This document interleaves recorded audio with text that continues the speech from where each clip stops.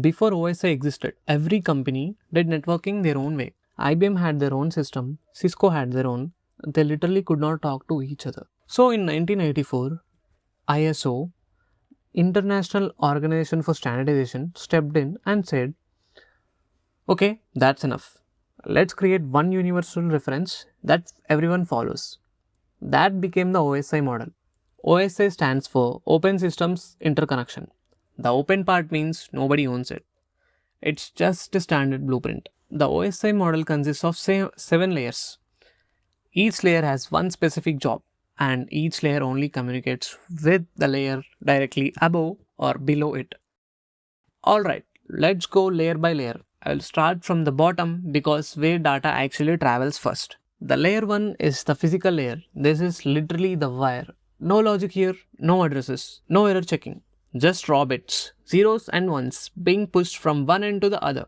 If you are on an Ethernet cable, those bits travel as electrical signals. If you are on a fiber optic, they travel as pulses of light.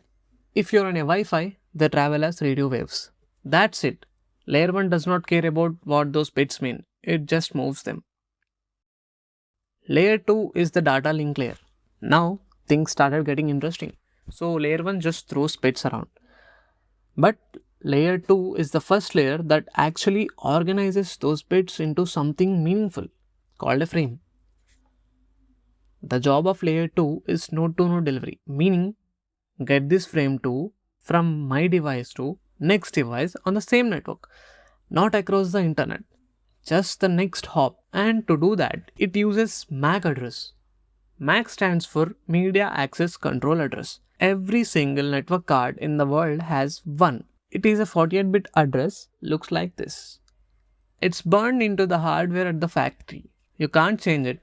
Well, you can spoof it, but it's in the different episode. Layer 3, the network layer. This is where IP lives. So, layer 2 handles delivery within one network.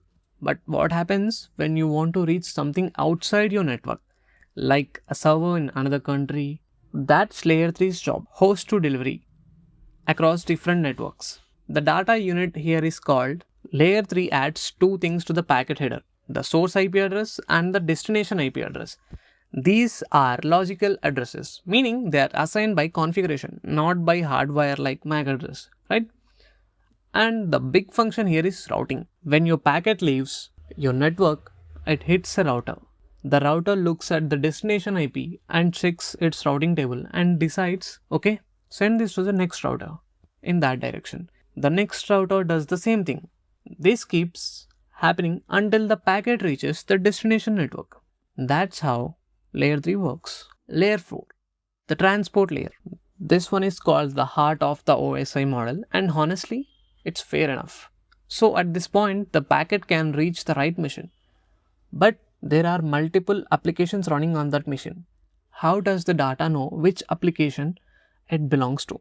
Is this data for Chrome or for a game or for Spotify? That's what layer 4 solves. End-to-end delivery to the right application. It uses port numbers. Port 80 is HTTP. Port 443 is HTTPS and port 22 is SSH. When data arrives, layer 4 reads the port number and routes the data into the correct application. The data unit here is called segment, and there are two protocols at layer 4, TCP and UDP. TCP is reliable.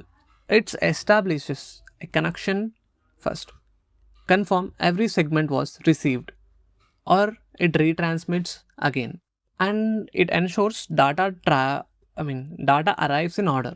Slower but guaranteed. But UDP is different. UDP is fast. No connection, no communication, no retransmission. Just send and forget. Used for where speed matters more than perfection, like video calls, gaming, DNS, and live streams, and many more. The fifth layer, session layer. Think of a session layer like a cell phone call.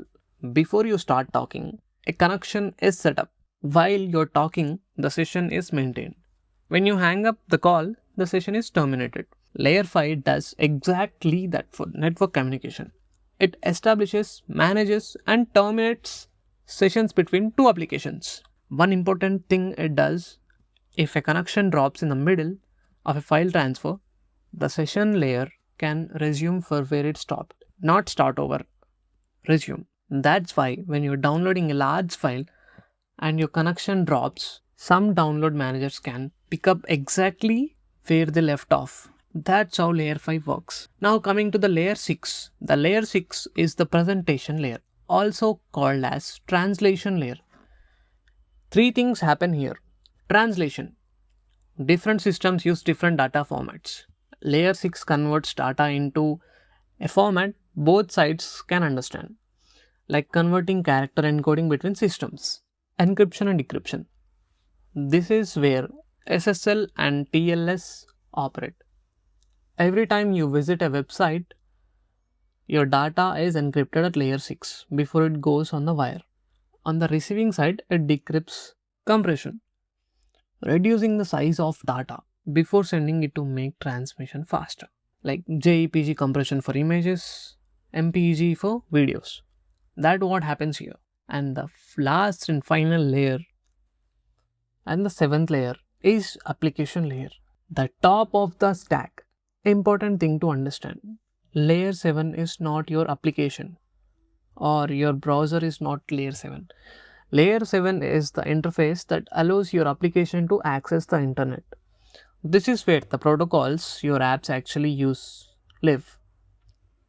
HTTP, HTTPS, FTP, SMTP, POP3, IMAP, DNS, Telnet, SNMP. When you type google.com and hit enter, your browser uses HTTP, a layer 7 protocol, to make that request. When you send an email, SMTP is the layer 7 protocol carrying it. When your machine needs to figure out what IP address google.com is, DNS does that, also at layer 7. Basically, anything a user facing application needs to do over a network, the protocol for it lives at layer 7. And the most interesting part is encapsulation. Okay, this is the part that ties everything together. Encapsulation. When you send a message, let's say you send a WhatsApp message, here's what happens as data travels down the layers on your device.